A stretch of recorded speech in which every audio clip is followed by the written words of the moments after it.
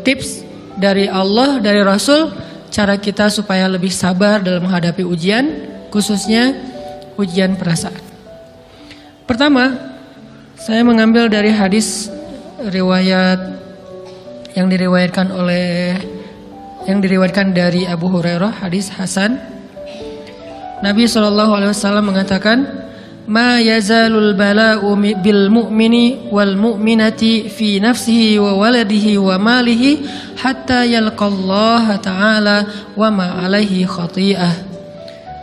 Tidaklah seseorang selesai diuji, baik dia laki-laki orang yang beriman atau perempuan yang beriman, baik itu ujiannya terjadi pada dirinya atau melalui anaknya atau melalui hartanya, artinya ujian harta, ujian fisik, ujian perasaan, sampai dia bertemu dengan Allah dan dia tidak punya dosa. Apa maksud dari hadis ini? Ujian itu tidak akan berakhir kecuali kalau dosa kita sudah habis. Allah akan menguji kita terus untuk membersihkan diri kita dari dosa. Sehingga yang harus kita coba bangun awareness dalam diri kita kalau lagi diuji, Allah pengen membersihkan dosa saya nih. Sehingga kita ridho dengan ujian, bukan ikhlas ya. Kalau ikhlas ibadah, kalau ujian ridho, rela. Saya ridho ya Allah, walaupun ini berat. Saya ridho ya Allah, walaupun saya berharap Engkau beri jalan keluar. Saya ridho ya Allah, walaupun saya berharap ditolong oleh Allah. Tapi tetap ridho diberikan ujian itu, sambil berdoa diberikan jalan keluar, ditolong, diberikan keajaiban. Cuman gak mau mengeluh. Dan berdoa meminta jalan keluar, bukan mengeluh, itu ibadah. Berdoa itu ibadah dalam Islam. Sehingga Allah suka banget sama hamba yang berdoa. Allah suka dengan hamba yang curhat. Nabi itu kalau lagi curhat, doanya aja bisa berjam-jam cuma doa doang tuh. Kayak hadis Aisyah pas lagi cemburu malam-malam kan, Aisyah lagi tidur, ini jatah malamnya Aisyah. Tiba-tiba dia nyari-nyari raba-raba, Nabi gak ada, dicari di kamar mandi gak ada. Biasanya Nabi sholat di sebelah Aisyah. Wah, curiga nih, jangan-jangan ke rumah si fulan. Dicari ke rumahnya, ditelepon gak aktif, mungkin lagi dicas, datang ke rumahnya. Ketuk pintu. Hafsah, Nabi di rumah kamu enggak? Enggak Aisyah, beneran. Cari ke rumah Sofia. Sofia, Nabi di sini enggak? Enggak, beneran. Cari ke rumah Maria. Maria di sini enggak Nabi? Enggak. Kemana ya Nabi? Rumah istri-istri yang lain enggak ada. Pas balik ke rumahnya, ngelewat masjid, ngelihat Nabi lagi sujud di Masjid Nabawi di mihrab, dan Aisyah mendengar Nabi menangis sambil berdoa, dan sujudnya itu seperti membaca 1 juz Al-Quran. Dan itu isinya doa nangis. Robbi. Jadi kalau kita katakan gak usah banyak berdoa sama Allah, malu. Justru Allah suka kepada hamba yang berdoa. Justru sebaliknya, kalau kita jarang berdoa atau enggan berdoa, buat Allah itu orang sombong. Allah gak suka hamba kayak gitu. Kamu gak butuh saya. Sama kayak kita lagi ada masalah, punya teman yang punya kelebihan harta, terus kita kayak bingung gitu nyari kesana kemari pinjaman, dia gak dikasih tahu. Pas dia tahu dari orang lain, dia ngomong apa? Kamu gak nganggap saya ya?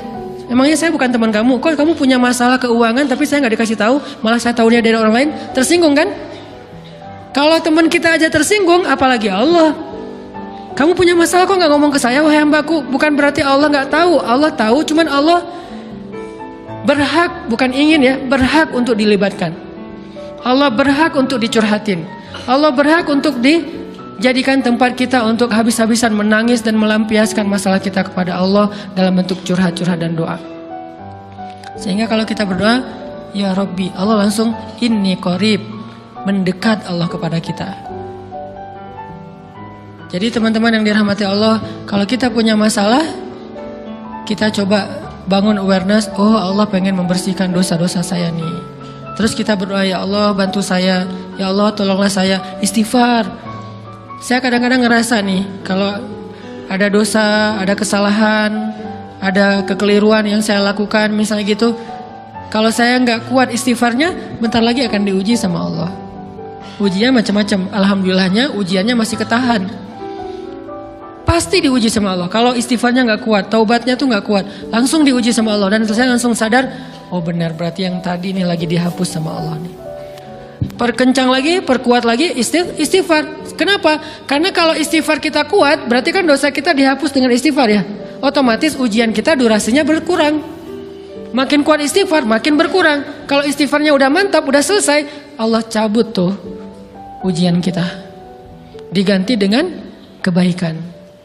Jadi teman-teman, kita coba sadari, oh kalau Allah menguji saya, emang saya banyak dosa. Sebelum kita mencari kambing hitam, nyalah-nyalahin orang lain, sebelum kita marah kepada orang lain, kadang wajar kita marah kepada orang lain gara-gara ucapannya, komennya, teks dari dia, wajar. Tapi sebelum itu, marah dulu kepada diri kita atas dosa dan kesalahan kita yang baru saja kita lakukan, atau yang dulu kita lakuin dan belum benar-benar kita tinggalkan. Kalau kita ngerasa banyak dosa di masa lalu sebelum kita taubat, hijrah, berarti mungkin itulah alasan kenapa sekarang kita diuji setelah hijrah. Kenapa agak-agak harus jungkir balik setelah kita hijrah? Kenapa harus sedikit berdarah-darah setelah kita hijrah? Anggap aja itu untuk mengkifarat, membersihkan dosa-dosa kita yang telah lalu. Supaya apa? Supaya kalau kita pulang kepada Allah, kita pulang dalam keadaan bersih, dan itu pasti akan menjadi orang yang paling beruntung.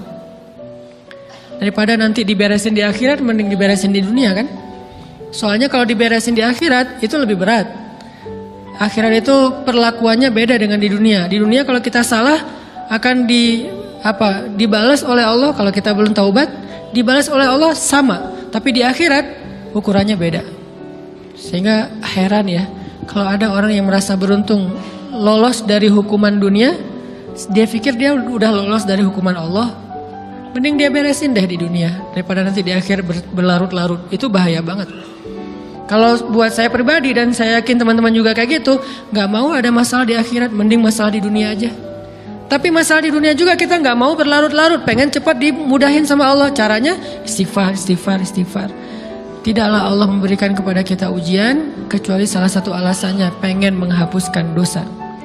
Idza kathurat dzunubul 'abdi walam yakun lahu min amalin liyukaffiraha fabtalahu Allahu bil hazan liyukaffiraha. Kalau seorang hamba banyak dosa dan dia nggak cukup amal untuk mengkifarat dosa-dosanya, Allah akan menguji dia dengan rasa sedih, dengan rasa kecewa, dengan rasa berat, sakit hati untuk mengkifarat dosa-dosanya. Itu yang kita bangun, sehingga kalau ada masalah sama orang lain, kita memperbaiki diri dulu. Bukan sibuk dengan kesalahan dia terus-menerus yang gak mau kita maafin. Misalnya ada teman kita nih, jadi clash sama kita. Hal pertama yang kita bangun, astagfirullahaladzim, saya banyak dosa nih. Tapi kan yang salah dia, ya. Tapi mungkin dia gak akan mengatakan kalimat itu, gak akan bersikap kayak gitu kalau kita gak punya dosa. Allah sengaja mengutus dia untuk menguji kita lewat kata-katanya, lewat perilakunya, karena kita punya dosa. Jadi penyebab pertama diuji itu bukan teman kita yang salah, itu penyebab kedua. Memang dia salah, dan itu harus kita akui, realistis lah.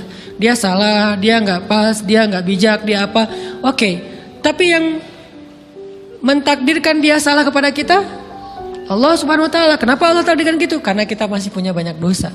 Allah kirim kita ujian, bisa manusia, bisa alam, bisa dalam diri kita sendiri. Itu semuanya adalah cara Allah untuk menguji kita dan membersihkan dosa-dosa kita. Ini yang kita bangun pertama. Yang kedua, kata Nabi di dalam hadis Bukhari, "May yuridillahu bihi khairan." Yang terkenal kan yufaqihu fiddin, itu yang terkenal. Ternyata ada dua modelnya. Ada may yuridillahu bihi khairan yufaqihu fiddin. Siapa yang Allah pengen kasih dia kebaikan kebaikan, Allah akan buat dia mengerti halal dan haram. Itu berarti Allah sayang sama dia. Ini satu model hadis. Ada model yang kedua, mirip redaksinya. May yuridillahu bihi khairan yusib min. Hadis Bukhari. Siapa yang Allah pengen ngasih dia kebaikan, Allah uji. Hah? Kok gitu caranya? Ternyata kayak gitu rahasianya. May yuridillahu bihi khairan, may yuridillahu bihi khairan. Siapa yang Allah pengen ngasih dia kebaikan, Allah kasih dia musibah atau ujian. Kenapa bisa seperti itu, Ustaz? Fa inna ma'al usri yusra, inna ma'al usri yusra. Seolah-olah Allah bilang di dalam ayat itu, kalau kalian mau dapat kemudahan, biasanya lewatnya kesusahan dulu. Kalau kalian pengen dapat keberuntungan, biasanya dapatnya kerugian dulu. Tapi keberuntungan dan kerugiannya pasti nggak sebanding. Keberuntungannya jauh lebih besar daripada kerugiannya. Kerugian itu kayak modal doang, DP. Jadi kalau kita mau dapat kejutan dari Allah, Allah kasih kita DP. DP-nya apa? Ujian. DP-nya musibah. DP-nya rasa nggak nyaman. Itu DP tuh. DP terhadap apa? DP dari Allah terhadap hadiah-hadiah besar yang Allah pengen ngasih ke kita setelahnya. Cuman banyak orang yang menolak DP ini. Sama kayak kita misalnya. Kalau kita mau ngasih dia hadiah, kita kasih dia kayak kejutan dulu. Dia lagi ulang tahun nih, disiram air dulu. Setelah itu dikasih hadiah-hadiah yang mahal. Rela nggak disiram air demi hadiah? Rela, udah siramin lagi aja. Kalau setelahnya ada hadiah. Yang kita nggak rela, kalau setelah disiram disuruh bersih-bersih sendiri dan nggak dikasih apa-apa, kan nggak rela tuh. Berarti ini bab iman. Yakin nggak kalau Allah tetap ngasih hadiah? Kan sabar dan iman itu ternyata tahu aman, kembar. Kalau kita yakin Allah ngasih hadiah setelah ngasih kita DP ujian, ya kita akan sabar. Gak apa-apa deh, bentar lagi mau dikasih hadiah, digini-giniin juga gak masalah. Dibully, diapain sama Allah, biarin aja. Ya Allah saya sabar, kan bentar lagi mau dikasih hadiah nih. Ini masalah yakin. Tapi kalau kita gak yakin, apa sih maunya Allah gitu kan? Begitu kalimat ini keluar, maka yang muncul setelahnya adalah mengeluh, berputus asa, dan gak akan sabar menghadapi ujian. Ujian, kata Nabi, may yuridillahu bihi khairan, siapa yang Allah pengen kasih hadiah, siapa yang Allah pengen kasih kejutan, siapa yang Allah pengen kasih pertolongan, siapa yang Allah pengen kasih kebaikan, yusib min, Allah akan uji dia dulu. Ini sunnatullah. Sehingga kalau kita lagi diuji, yang kita lihat jangan ujiannya, apa setelah itu. Gimana ngelihatnya Ustaz gak kelihatan? Dengan mata hati. Istafti qalbak, tanya kepada hatimu, kelihatan enggak? Dengan mata hati. Gimana ngelihat dengan mata hati? Dengan iman, saya percaya Allah pasti ngasih kebaikan setelah ini. Orang Allah sendiri yang ngomong, enggak ada satu huruf pun di Al-Quran yang salah. Apalagi satu ayat, apalagi dua ayat. Fa inna ma'al usri yusra, ditegesin lagi. Inna ma'al usri yusra. Tapi usr dulu, baru yusr. Dikasih kesusahan sedikit, dikasih kemudahan yang banyak. Dikasih kesusahan sedikit, dikasih kemudahan yang banyak. Ini yang kita coba bangun, tajdidul iman. Bangun memperbaharui yakin. Sehingga ketika kita diuji, sedih, wajar. Mengaduh sedikit, bukan mengeluh ya. Kalau mengeluh kan nyalahin Allah. Kalau ngaduh, yang namanya orang dicubit kan, itu ngaduh. Tapi kalau, apa sih maunya Allah? Nah itu ngeluh. Antara mengadu dengan mengeluh berbeda. Mengaduh, itu manusiawi. Sedih, itu manusiawi. Air mata, bahkan bukan hanya manusiawi, itu rahmat dari Allah. Orang yang gak bisa menangis itu yang bahaya. Kalau kita masih bisa menangis, berarti kita masih peka hatinya. Bukankah anak kecil paling sering menangis? Berarti hatinya peka. Siapa lagi setelah ini anak kecil yang paling sering menangis? Cewek. Cowok itu emang gak punya perasaan, makanya jarang nangis. Cewek dikit-dikit nangis, jangan bilang, cemen banget sih nangis, cengeng apa? Enggak, karena dia perasaannya lebih peka dari kita. Itulah kenapa Allah menitipkan bayi kepada perempuan. Kalau dititipin ke laki-laki, hancur. Di balik kepekaan perempuan, di balik sensitifnya perempuan, di balik perasaannya yang luar biasa, di situ Allah Subhanahu wa taala menitipkan amanah, dia yang paling baik dalam merawat bayinya. Perempuan secara umum mungkin lebih banyak bicara daripada laki-laki ya. Walaupun ada orang yang perempuan pendiam banget, ada yang nggak ngomong sama sekali, misalnya diem-diem aja, ada. Tapi secara umum perempuan lebih banyak berucap daripada laki-laki. Emangnya ini kekurangan? Bukan.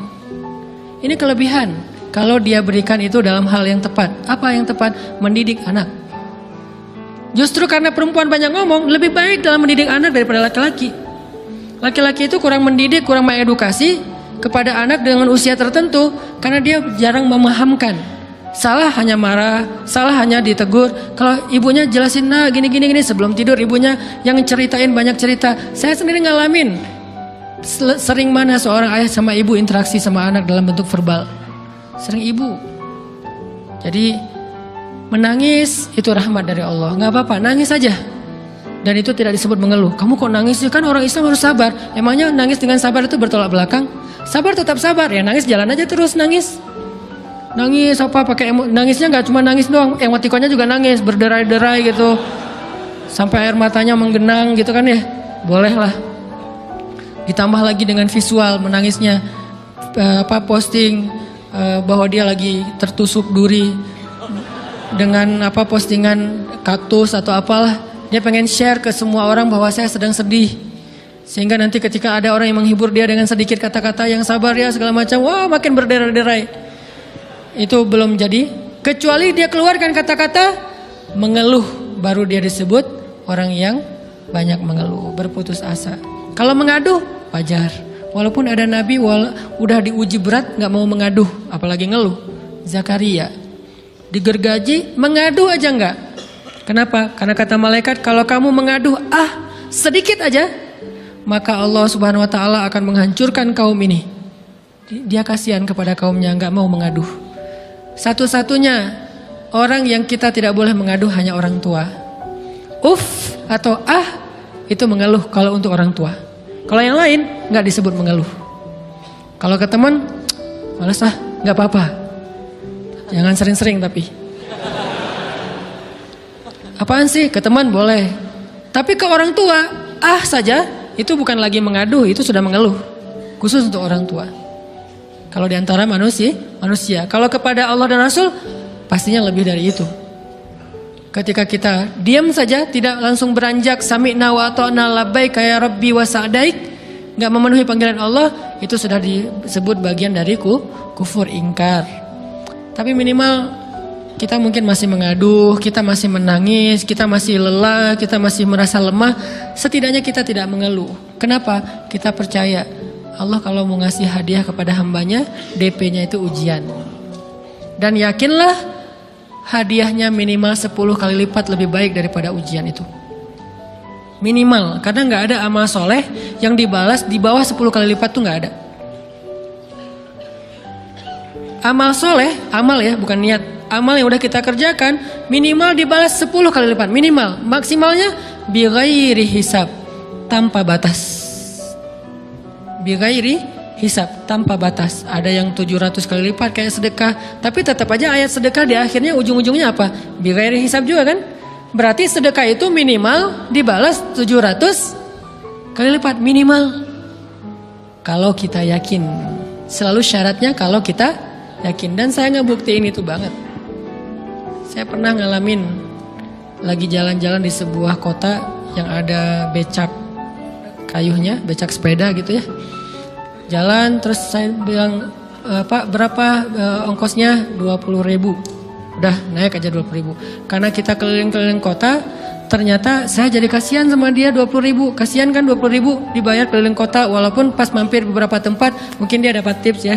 Tapi saya nggak tega gitu, dia cerita tentang anaknya lagi sekolah, apa segala macam, makin bikin baper kan. Pas selesai, saya kasih dia 100.000. Dari 20.000 dikasih 100.000 karena kasihan. Dan saya yakin nggak mungkin sedekah itu sia-sia. Kan Nabi bersumpah kan, demi zat yang jiwaku di dalam genggamannya, tidak berkurang harta karena sedekah. Demi Allah kata Nabi, nggak berkurang harta karena sedekah. Berkurang harta karena belanja, ya. Berkurang harta karena pacaran, banget. Modal banget kan, apalagi buat cowok. Tapi berkurang harta karena sedekah, nggak mungkin kata Nabi. Demi Allah nggak berkurang harta karena sedekah. Berkurang harta karena istri, nggak. Karena memberi kepada istri itu pahalanya lebih gede daripada sedekah. Makanya ngemodalin pacaran setelah nikah itu tumbuh berkah. Modal pacaran sebelum nikah itu apes.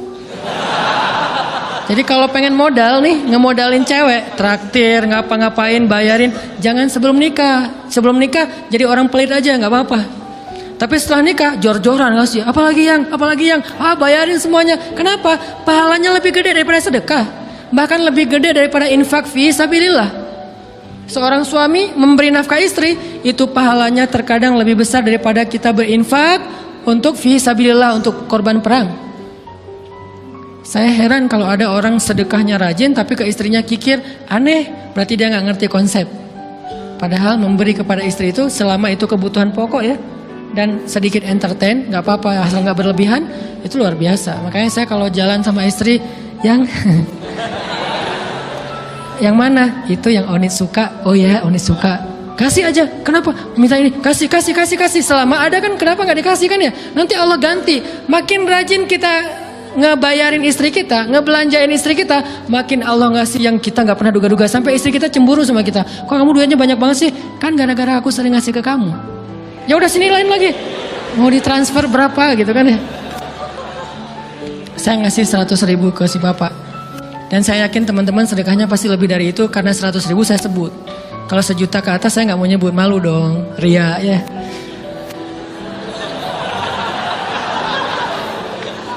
Sebenarnya nggak pernah sih. 100.000 deh, karena kan kecil. Saya kasih 100.000. Ternyata begitu saya kasih 100.000, dia doa. Nah ini nih pentingnya sedekah ke orang yang membutuhkan tapi nggak minta-minta. Dia tulus. Dia langsung doa, ya Allah Pak, mudah-mudahan rezekinya lancar, berkah, bertambah dan segala macam, bahagia keluarganya. Doa-doa ini semuanya dikabulkan dalam hitungan hari. Pertama, bertambah bahagia rumah tangganya, dapat kecupan dari istri. Dia nganggap suami saya cowok banget sih, mulai 1 nih. 2, demi Allah, selang 15 jam kalau nggak salah, karena waktu itu malam, besok paginya ada orang yang ngejar-ngejar saya pengen ngasih hadiah. Ustadz, saya pengen ketemu Ustadz. Maaf, saya nggak bisa ketemu sekarang, lagi rush, lagi tight schedule, gitu-gitulah, sok-sok gaya nggak jelas gitu ya. Terus Ustadz, saya pengen banget ketemu. Dia nggak ngomong pengen ketemu apa. Kalau dia bilang mau ngasih duit kan langsung saya prioritaskan kan ya. Berhubung dia nggak ngomong, ya udahlah, saya sosok jual mahal gitu. Tapi yang namanya rezeki kan gimana kita tolak, dia datang kan. Saya nolak. Pokoknya sebentar aja, 5 menit nggak akan ganggu waktu Ustadz. Ya udah besok pagi ya pas breakfast gitu. Pakai gaya-gaya dikit breakfast. Pas breakfast, oh ya siap Ustadz. Jam berapa? Jam 8. Udah janjian jam 8. Mungkin orangnya nih dengar live streaming, Pak jazakumullah khair jaza. Makasih banyak, mudah-mudahan Allah tambahkan rezekinya. Terus beliau besok mau flight ke luar kota jam 8. Akhirnya ngubungin lagi malamnya, Pak Ustadz maaf gak bisa ketemu besok karena saya jam 8 itu jadwal terbang. Oh ya udah nggak apa-apa, seneng dong saya nggak jadi ketemu kan. Tahu gitu kan ya selesai tuh, seneng. Besok pagi jam 6, Pak Ustadz alhamdulillah ternyata penerbangan saya di delay ke jam 11. Allah delay penerbangannya demi ngasih rezeki buat saya. Kan luar biasa kan? Nah, ini hikmah kepedean saya, kegeeran kepada Allah gitu. Di delay demi saya. Kan kadang-kadang GR ya di depan Allah ya. Robbi akroman kan gitu ayatnya. Allah memuliakan saya dengan istighfar tetap. Akhirnya saya bisa ketemu Ustaz. Saya nggak baca WA-nya, terlambat baca, baru baca jam 8. Dia udah mulai agak putus asa, kayaknya udah gak mungkin ketemu nih. Jam 8 pas saya baca, ternyata orangnya nggak di delay. Ya udah saya balas, ya udah sekarang saya tunggu ya jam 9, maaf cuma sebentar. Nggak apa-apa Ustaz, 5 menit. Datang dia, datang ngasih apa coba? Ngasih duit 200 juta. Demi Allah, cuman berselang beberapa jam saya tolak-tolak. Tahu gitu Pak, datang malam ini aja.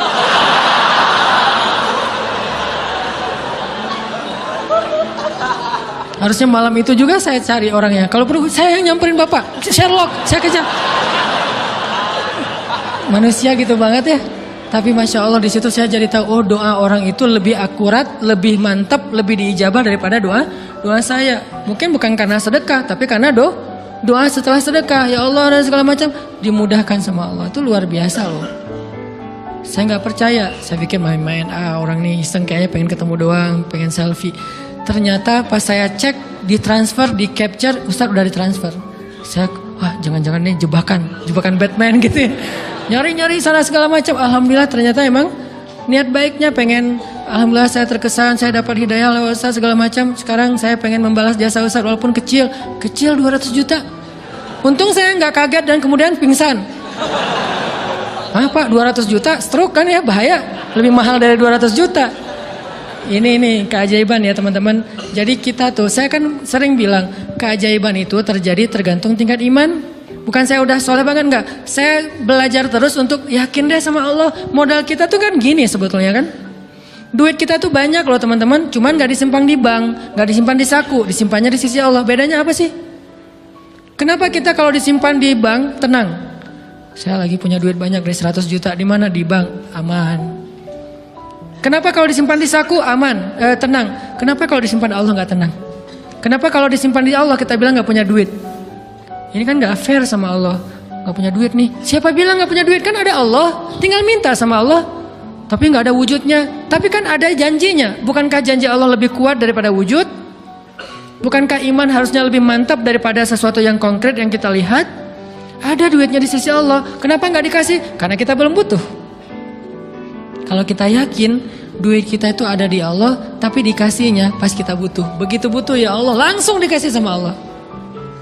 Itu banget benar-benar terjadi dalam kehidupan kita. Pasti kayak gitu. Tingkat tergantung kita yakin apa enggak. Nih kalau Allah bilang may yuridillahu bihi khairan, Allah kalau pengen ngasih hadiah kepada seorang hamba, Allah kalau pengen ngasih kejutan kepada seorang hamba, yusib, Allah kasih dia ujian sedikit aja. Wala nabluwannakum bisyai', sedikit, bisyai'im minal khawf wal ju' wa naqsim minal amwal wal anfus wath thamarat wa basyiris sabirin. Kami uji sedikit aja dengan rasa lapar, dengan rasa takut, dengan sedikit kekurangan ini dan itu, sedikit. Tapi wa basyiris sabirin, sampaikan kejutan kepada orang yang bersabar. Sampaikan kejutan kepada orang bersabar. Jadi bisa dibilang kejutan-kejutan hidup kita itu munculnya dengan iman dan sabar. Dengan iman dan sabar. Iman artinya yakin, husnuzon sama Allah. Ana inda dhanni abdi bi. Aku tergantung prasangka hambaku kepadaku.